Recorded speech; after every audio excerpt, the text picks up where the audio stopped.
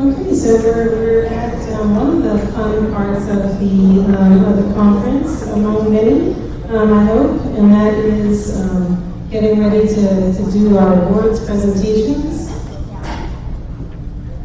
Before we do that, of course, I have a few announcements. Okay, so let me just mention a couple of things for all of you. I did actually put on the guidebook app a copy of Nancy and Tony's talks from last night. So for those of you who want to take a look at that, and we'll come back again to that discussion tomorrow at lunch. So I thought that people would have time to review that and think more about what a lot of the things that Nancy and Tony had to share with us. Let's see, other announcements. I think that some of you I know have access to the guide for any accommodations. I wanted to point out that there is a quiet room in the conference, and it's actually on this floor in the Tanasi room, so that's actually on that side of this floor. So tomorrow, while you're going through the day and you feel like you need a place to escape to, please feel free to just walk into Tanasi. A few of you who attended the workshop and the institute, we still have some conference bags for you if you're still here at the conference, so please go ahead and pick those up down at the registration table. I'll say one more word about the CWPA membership. Michael McKinley is going to be out there tomorrow down there at the table between 9 and 12 and 2 and 5 tomorrow. So if you need to renew your membership or join CWPA or just want to hear a little bit more about the benefits of being part of the organization, please do stop down at the table to talk to Michael.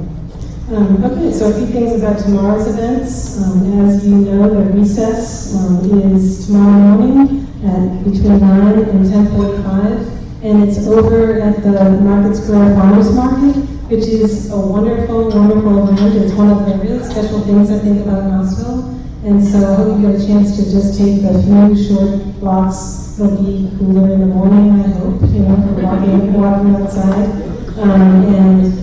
It's, again, local vendors with locally grown veggies and various other types of local products, and so it's a really thriving, busy place on Saturday morning, and I think you'll enjoy it, so I hope you get a chance to walk over there.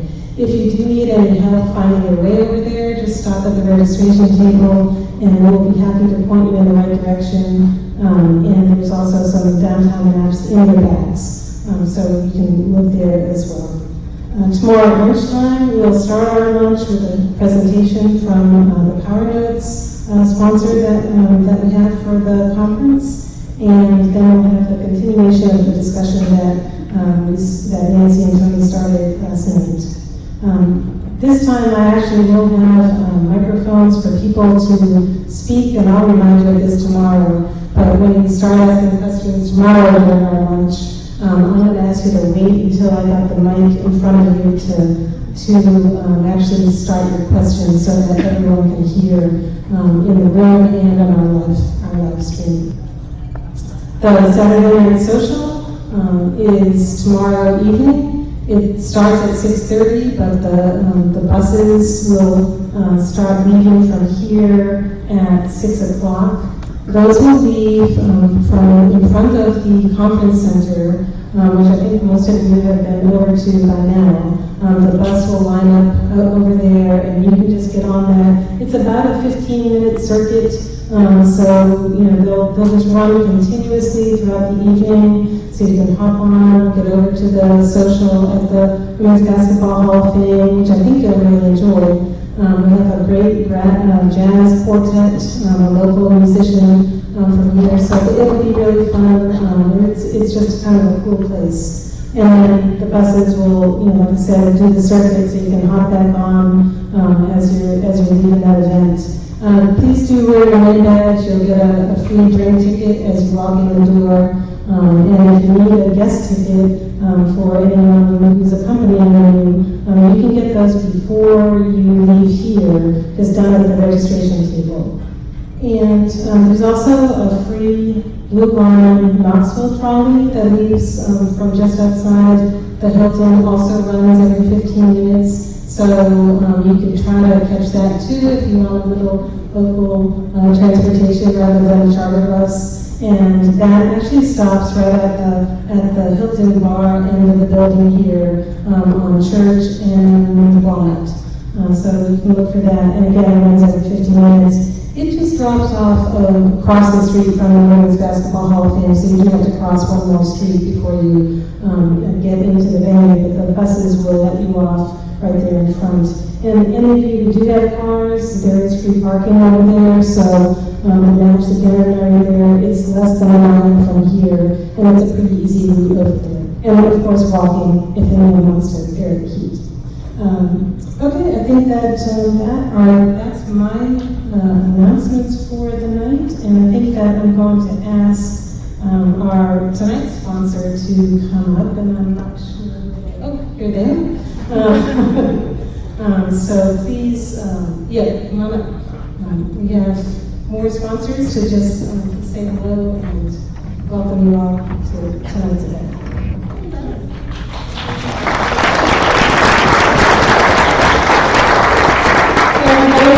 My name is Joy. Joy Fisher-Woods from Bedford St. Martin's. I'm here with Lisa. I was going to say a few words in a minute. I just want to welcome you all to the conference, to this evening and this dinner, and thank you for the time and resources you've put into making this a great event so far. Kudos to all of you and to our organizers. I am about 2 years into my job with the company, and it's been great fun so far, especially meeting and getting to know all of you. So I would just encourage you, come and see me at our booth. We're still going strong through tomorrow at lunchtime. And feel free to ask me questions, request exam copies, and let me know what else I can do for you. And Lisa, I'll ask you to say a few words about our commitment to the discipline. Hi everybody, it's so great to see so many friends out there. I'm Lisa Burton, I'm the Senior Publisher for English at Bedford St. Martin's. And as many of you know, Bedford St. Martin's was founded in composition, and it was actually over 35 years ago now. Since our breakout success of the very first book, which was The Bedford Reader, we have been committed to the discipline of rhetoric and composition. Our English team alone has over 150 years of combined experience working in the discipline. And that's a lot, and people who are really committed to teaching and learning to write. And just in case you're wondering, because I get this question occasionally, Michael Pemberton, we have been a part of the same parent company for over 20 years. I'm very lucky to say that being part of Macmillan Learning makes us stronger. It gives us more support and resources for doing what we love. We are especially proud to support the innovative pedagogies that come from this community in particular, in the form of our authors, such as Elizabeth Wardle and Doug Downs, and their book Writing About Writing, and of course Susan Miller Cochran and her author team, Roy Stanford and Stacey Cochran, Insider's Guide to Academic Writing, and of course our intrepid bits blogger Tracy Gardner. Yay! She really has she's established a wonderful connection to the community for us with her work. So when you support your colleagues in that kind of critical work for the classroom, it really does help us bring those innovative best practices to more classrooms across the country. So on behalf of my fantastic Bedford colleagues, Joy and Vivian and John and Molly and Stacy, we want to thank you for supporting us over these many years, and we are thrilled to be here hosting this dinner for you, so I hope you enjoy it.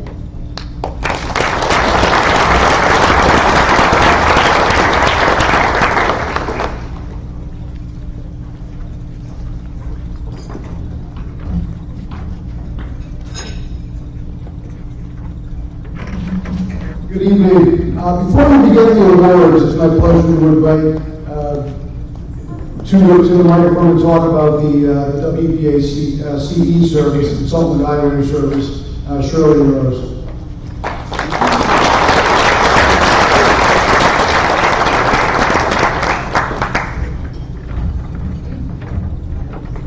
Thank you, Dominic, for giving me a chance to get up here and speak briefly with everyone about the Consultant Evaluator Service.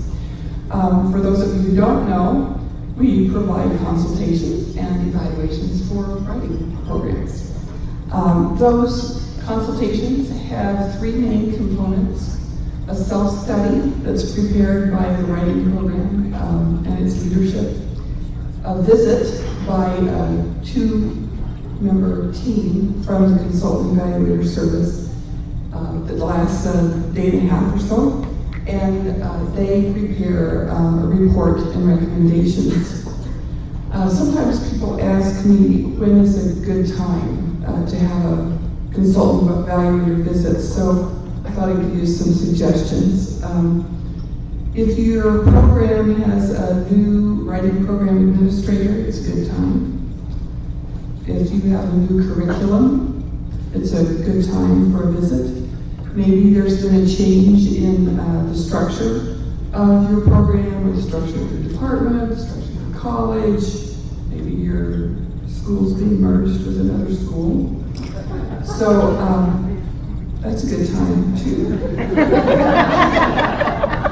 But maybe you don't have a WPA, you have an old WPA who needs renewal. Or you have an old curriculum that's kind of tired and in need of refreshing, or you have a structure that's been in place too long. And those are also times that the WPA Consultant Evaluator Service can be of some help. For those of you who know the service well, I wanted to mention a couple of things that are new to the service. Recently, we added specific questions related to helping you evaluate your program's efforts toward inclusion and increasing diversity and access in your program. And we've also recently worked to articulate the ethical guidelines that guide our practices for the Consulting Evaluator Service. Those practices have been in place since the beginning, but have never been publicly or explicitly articulated, and we did that recently, and that's available on the website. In closing, I want to say I am here all day tomorrow, this evening, and all day tomorrow, and if you would like to talk with me about the possibility of a visit to your program, I'd be delighted to talk with you about that. And catch me here after the session this evening, or whatever, or email me and we can set up a specific time. And my email is easy to remember. It's shirley.rose@asu.edu. Thanks.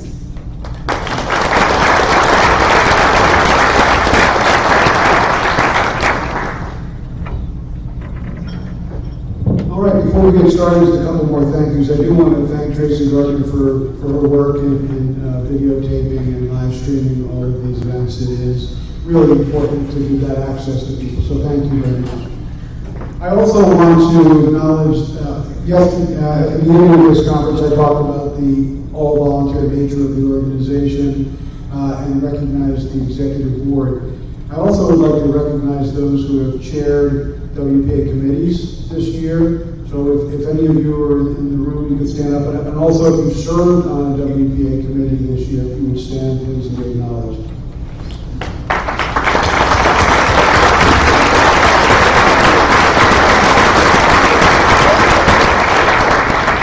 Those committees take on some of the really important work of the organization and report back through the executive board and back to the membership. At the town hall on Sunday, we'll talk a little bit about some of the issues that you find most important that we can bring back through the organization, through the executive board, and also through these committees. So again, my thanks to all the volunteers that do the work of the organization. So now it's time to get to the awards part of the ceremony tonight, and it's really a pleasure to honor those who have distinguished themselves among their peers for scholarship and scholarly promise, for service to the organization and to the discipline. You are really a very humble bunch. You tend to do the work of literacy education for higher purposes than getting awards. But it is important that on occasions like this, we pause to say thank you, to say well done, to say carry on. We can't wait to see what you do next. So we will start first with the WPA Go Travel Grants and Virginia Sports.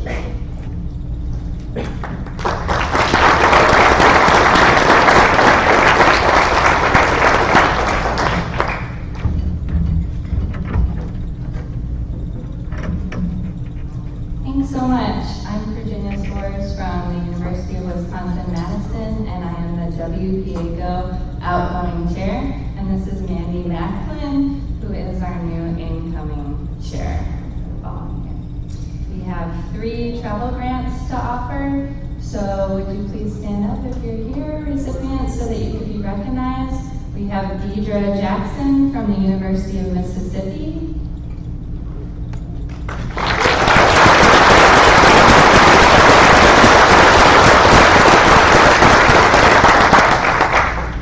And we have Rachel Donegan from Middle Tennessee State University.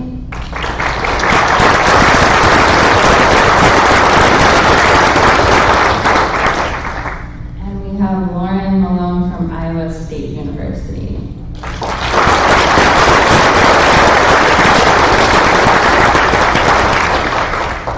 And then we also have 2 service awards for dedication and exceptional service on WPA Go committees.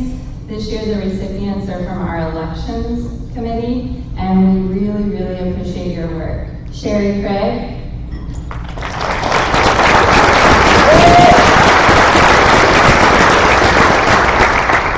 And Lindsay Albrook.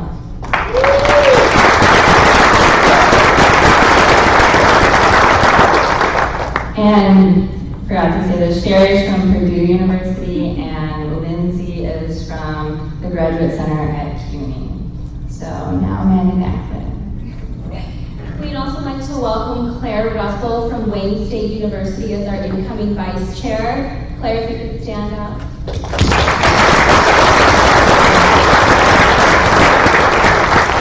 Final reminder, we look forward to seeing you at the WPA Go Social at Clancy's Tavern from 8 p.m. to 10 p.m. located at 602 South Gay Street. And thank you again so much. We really appreciate your support of graduate students in the organization.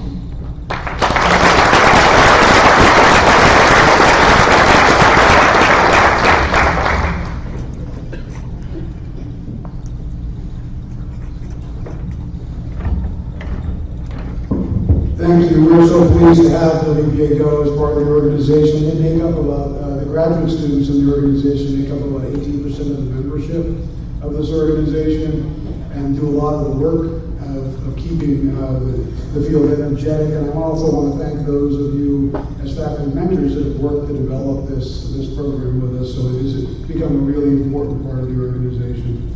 So our next set of awards will be for, our next award will be for Graduate Research Award. I'd like to invite Chris Elder up.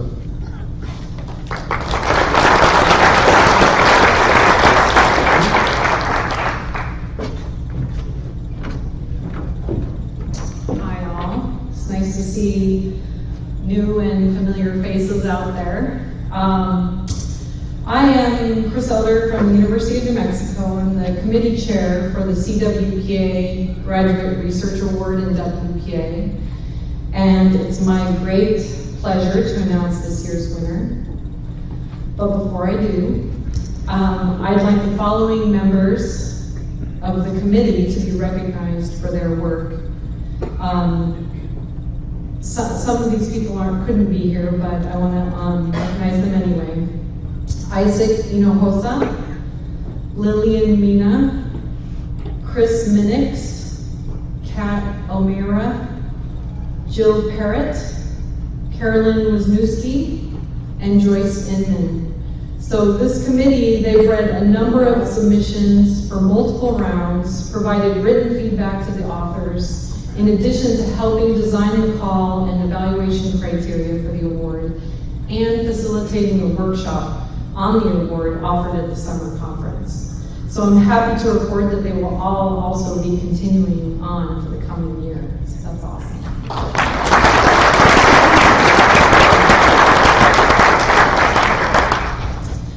The committee's job is not always easy, as we receive many smart, thoughtful responses to our call.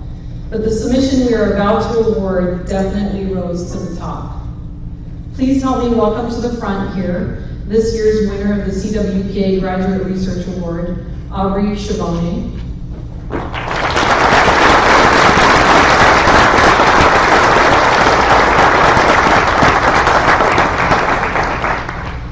Aubrey's award-winning submission, titled Working Class First Generation College Students Speaking in First Year Writing, a Repertoire of Inclusive Praxis, is developed from her dissertation research, a qualitative interview study with 15 first-generation college students.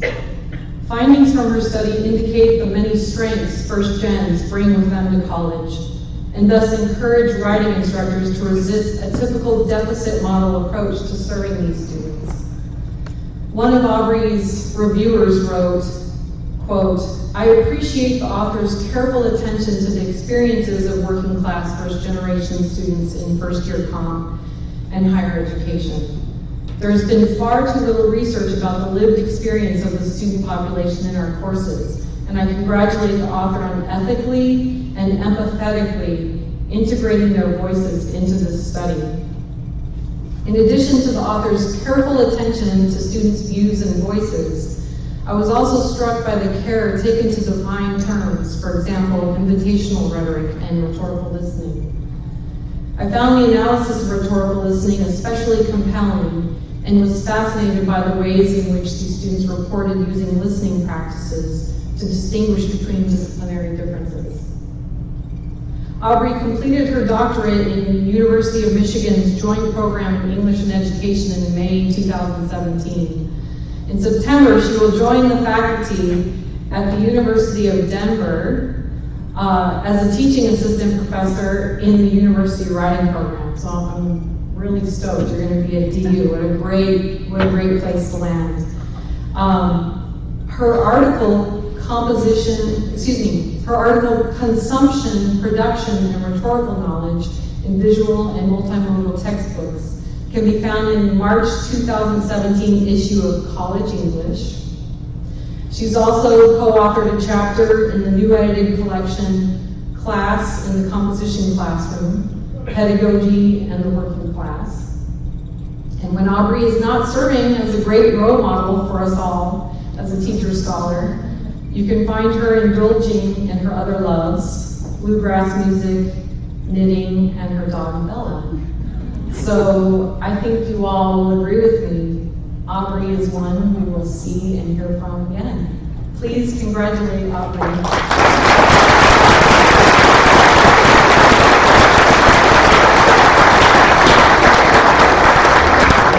I didn't want to bring it, I thought it'd be easier to travel. And while we don't have cool bags and sunglasses like WPA Go, there's a cash prize of $300.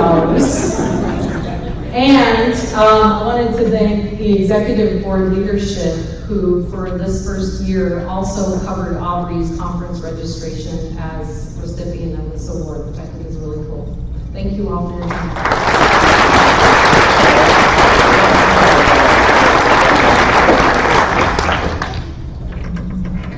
Thank you. The next set of awards are for service to the organization, and I'd like to invite immediate past President Susan Orcock up to present those awards.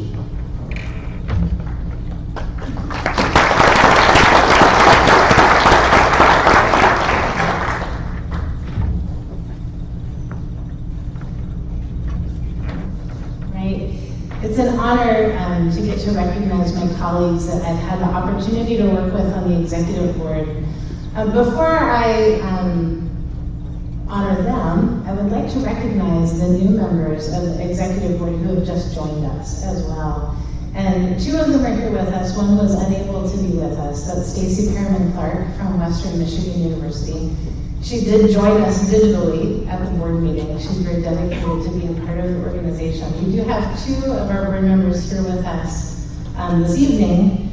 Let's see. One is Sheila Carter-Todd, who's from Virginia Tech. Sheila, please stand.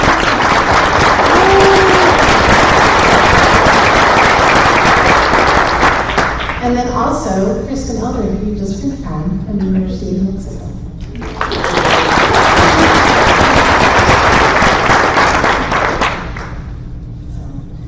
Let's see. Wait a minute. I messed up there. Kristen's already on the board. She's so wonderful. But I'm not sure. Yes. And so our other board member, thanks. Your look of surprise helped me, so I appreciate it. But our other board member who has joined us is Genevieve Garcia de Mueller. And I'm not sure if Genevieve is here this evening. Is Genevieve here? Okay, so Genevieve is joining us from the University of Texas, Rio Grande Valley.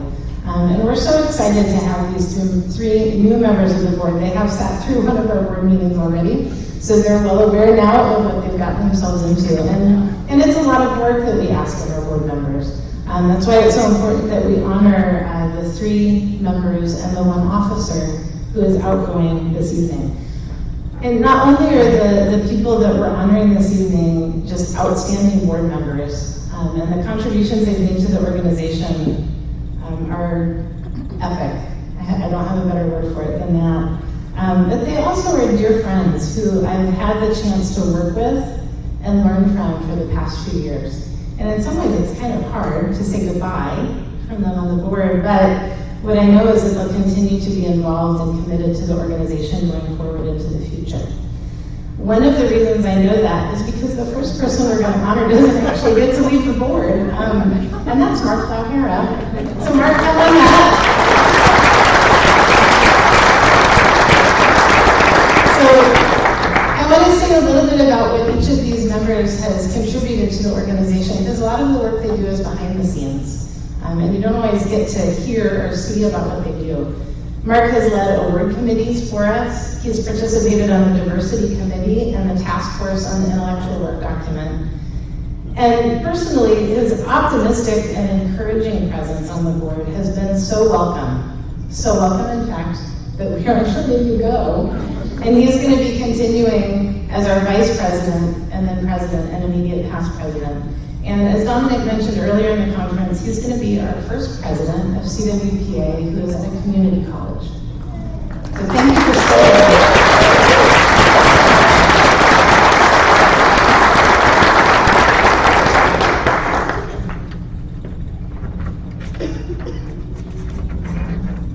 Second, I would like to honor Heidi Estrom.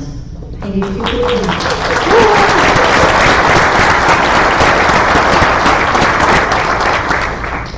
So Heidi is our conference site champion.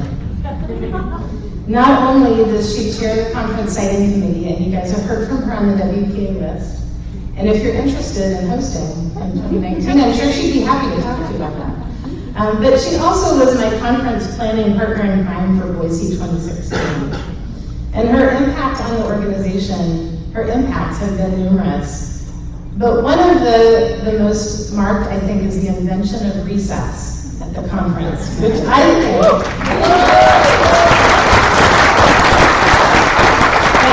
an innovation that we have all been really grateful for the past 2 years. So thank you, Heidi, so much for your service.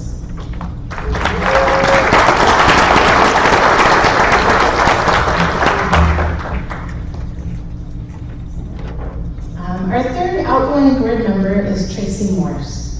So Tracy, could you join me up here?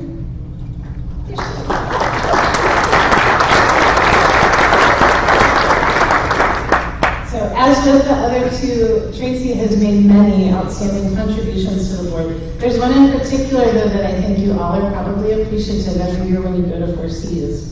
So Tracy holds the claim to fame for letting us all sleep in at Four Seas on Thursday.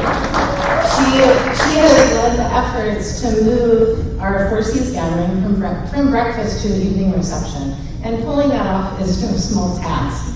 Figuring out how to coordinate that The Four Seas breakfast, as many of you know, has been a long-standing tradition, and so she had to reinvent what that might look like for us. But she eased the transition in with the breakfast for dinner donut bar that I still have dreams about sometimes. So we will miss Tracy a great deal on the board, but we appreciate her service.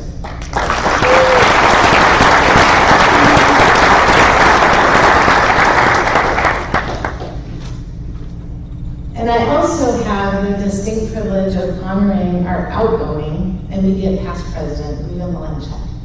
Rita, could you join me?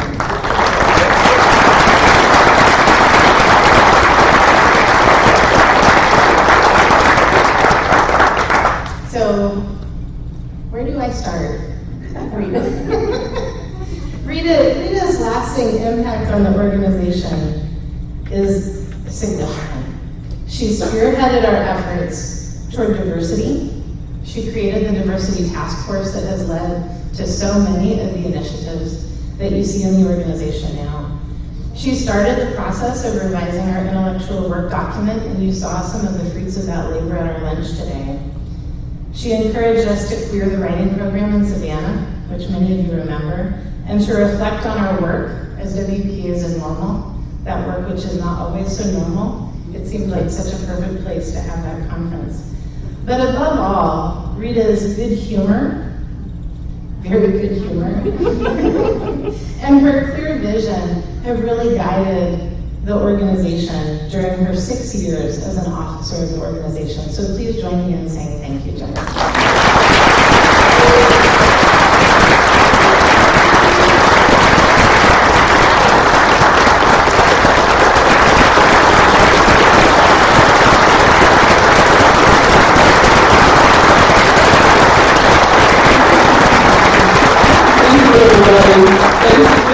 It's been a privilege and pleasure to serve. Thank you very much.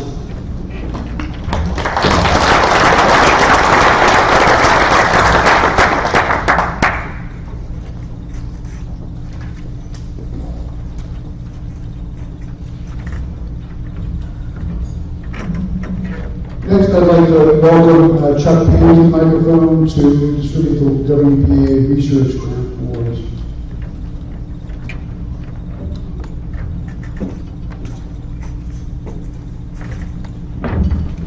I'm here with my the co-chair of the Research Grants Committee, Diane Keller Riley, who couldn't be here by hologram, but she's here.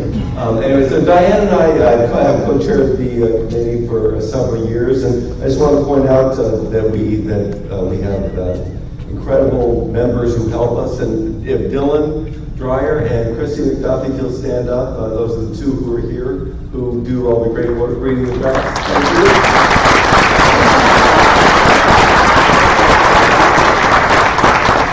In addition, there's Michelle France and Joel Williams also serve on that committee. I want to say what's that? Michelle's here. Oh, hi.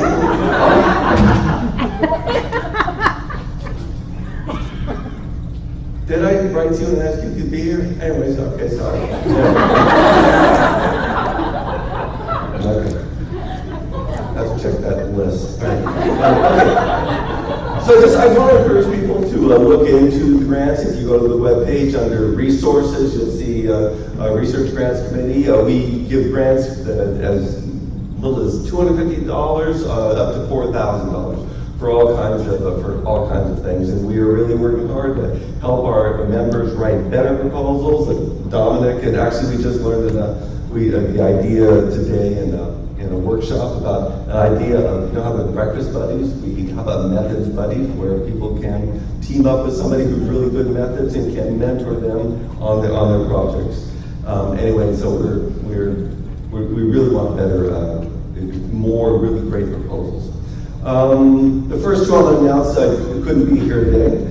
This is the name of their grant. It is Kara May Branson, Jennifer Johnson, Nicole Warwick of University of California's Santa Barbara, and Kristen Ketchel of Babson College in Interinstitutional Study. The Transformative Labor of Research, Networking Meaningful Feedback. Second is somebody actually right here from Knoxville, but who also couldn't be here. And that's Denny DeSankum and Josephine Williams, and for their grant proposal, continual assessing placement procedures for L2 writers, an institutional case study. And then if I can get Brad Kuhn to stand up from University of California, Irvine. We don't have a check for you because we still don't know, we still haven't found out who we need to make it out to, but we will get that to you. And he and Anita Iannucci and Cameron Denaro from University of California, Irvine submitted a great grant to languaging knowledge transfer. So thanks very much for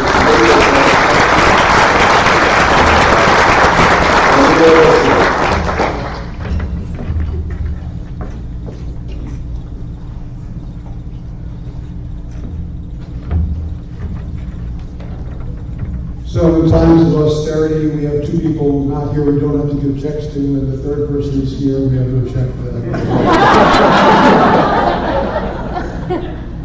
The next award is the Outstanding Scholarship Award, which will be presented by Courtney Wooten.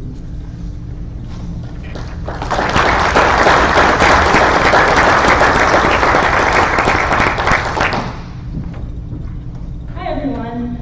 Before I announce this year's winners of the Outstanding Scholarship Award, I would first like to ask you all to think about making nominations for this award. As a relatively new award, the Outstanding Scholarship Award looks outside of the WPA Journal to recognize valuable work being published across the field in other journals and edited collections that impact our work as WPAs. And since it's the summer, and I'm assuming you're slightly less busy, it might be a great time to think about the 2016 calendar year and the pieces you've read that have had an impact on your work as WPAs and consider nominating them for this award. As the outgoing committee, we hope all of you will take the opportunity to recognize the scholarship that is being showcased in publications around our field that positively affect our work. I would also like to thank this year's committee members. I'm not sure if they're here tonight, but without their work, this award wouldn't have been possible. And those committee members were Brian DeFrey from North Dakota State University, Julia Voss from Santa Clara University, and Elizabeth Wardle from Miami University of Ohio. All right, we'll keep going.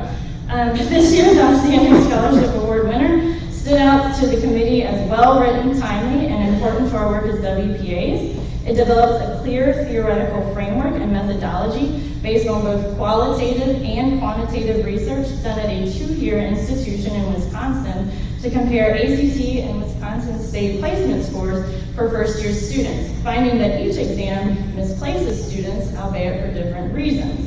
This study is replicable by WPAs at other institutions, and the recommendations the authors make about placement into college-level writing courses would help other WPAs make arguments to their administrators about how to place students into college-level writing courses.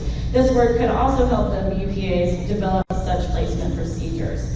This year's award winner, published in the September 2015 issue of College English, is The Glory-Bound Borders of College Writing, Remediation and the Assessment of Student Readiness by Holly Hassel and Joanne Baird Giordano.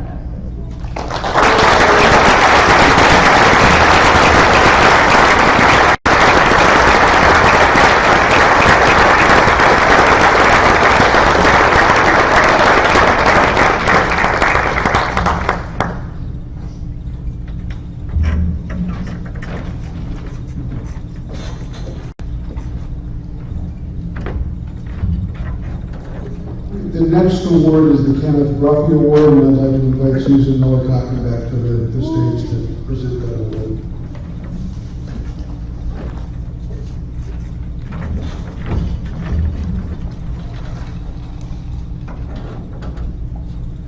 I'm filling in for Jeffrey Klausman, who is the chair of the Kenneth Ruffy Award Committee, and he couldn't be here with us this year. But I do, I have a memo, a statement that he had written that I want to make sure I read to share with you the thoughts of the committee in selecting this year's recipient. And we do also have an award we're giving for honorable mention. But first, Jeffrey asked that as chair, he wanted to extend his sincere thanks to the committee members, all of whom offered timely and wise insights throughout the process. And for any of the committee members who are here, I would like you to stand. I think at least one is. The committee members were Jacob Babb, Annie Mendenhall, Jeannie Marie Rose, and Kimberly Wilson St. Clair. Thank you.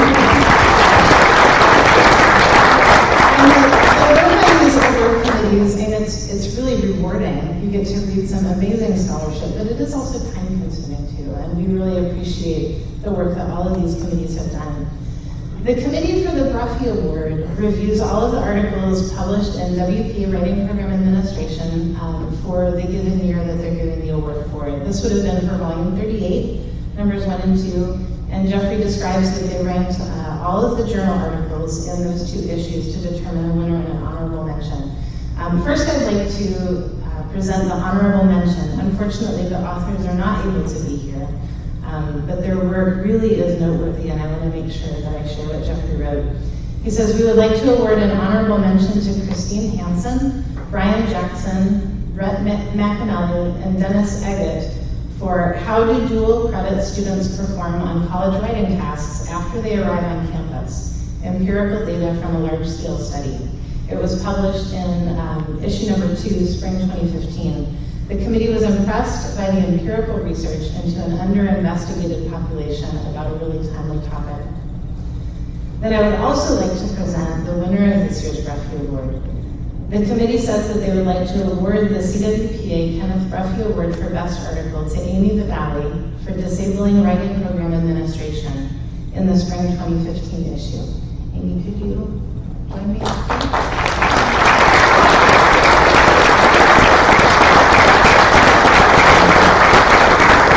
So the committee says that they found Valley's work was truly outstanding, that it offered a new reading of WPA narratives that have the potential to completely revise our understanding of our work through the lens of disability studies. Thank you, Amy.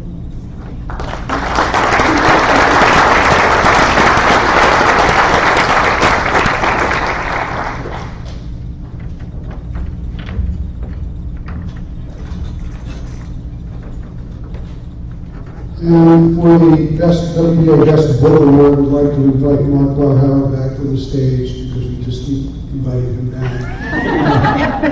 And he'll be presenting this award.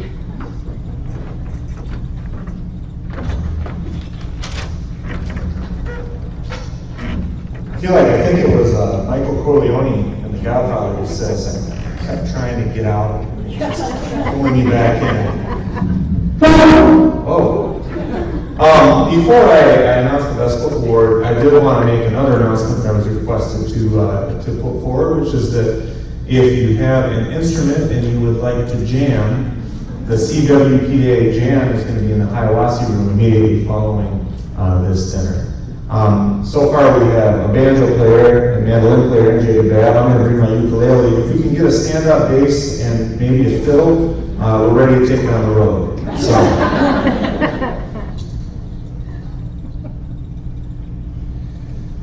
Shelly Rodrigo is the actual chair of the committee, but she couldn't be here tonight, and so she wrote out some words that I'm going to read to you. So, every 2 years, the Council of Writing Program Administrators seeks outstanding books related to writing programs and writing program administration. This year, the committee charged with reviewing these books received 7 excellent nominations. 3 books examined writing assessment, 1 book explored the history of composition, 1 book argued for reading and composition, and the last book proposed repurposing composition. Each book presented insightful research that would help writing program administrators with their work. In the end, the committee looked for the book that best addressed an issue related to WPA work, extended WPA scholarship, and made a meaningful contribution to the discipline. The committee selected Anti-Racist Writing Assessment Ecologies, Teaching and Assessing Writing for a Socially Just Future by Asawi Noy. The committee believes this book says something new, useful, thought-provoking, and needed. We all need to be aware of the politics, racism, and bias that undergirds our assessment practices. Noy's argument that racism is an assessment problem, which can only be fully solved by changing the system of assessment, by changing the classroom writing assessment ecology, is a political statement WPAs in any context need to reflect upon. Illinois calls upon WPAs and faculty to develop writing ecologies that truly promote fairness for all students. One of the committee members stated, "This is the book that I thought everyone in my department should read." The book appears at the right time for my institution, where we are examining ways to improve retention, and at the university level, we are exploring ways to promote diversity and inclusion across the curriculum. Illinois' scholarly and personal exploration of racial disparities should be examined by every institution if we truly want to provide an equitable education for all students. Another committee member summarizes nicely for the entire committee. This book does more than rehash the conversation on assessment. It says something new, useful, thought-provoking, and needed. The committee thanks the South for sharing this important work with us and the field, and if you come up here, we'll give you your award.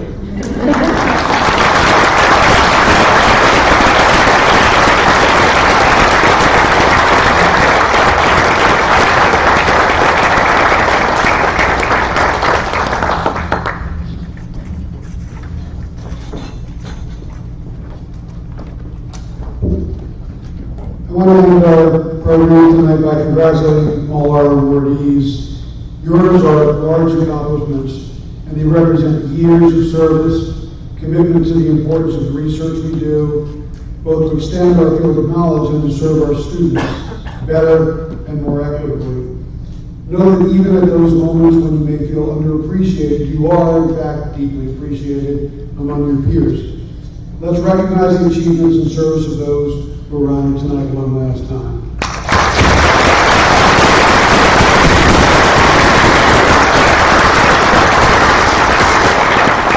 I hope you all had a really good day here, the first day of the conference, and that's right, just the first day. And I hope you have a great evening tonight in Knoxville. There's lots to do, WPA Social, WPA Jam, and wonderful things to do here in Knoxville. We'll see you back here at breakfast. Thanks very much.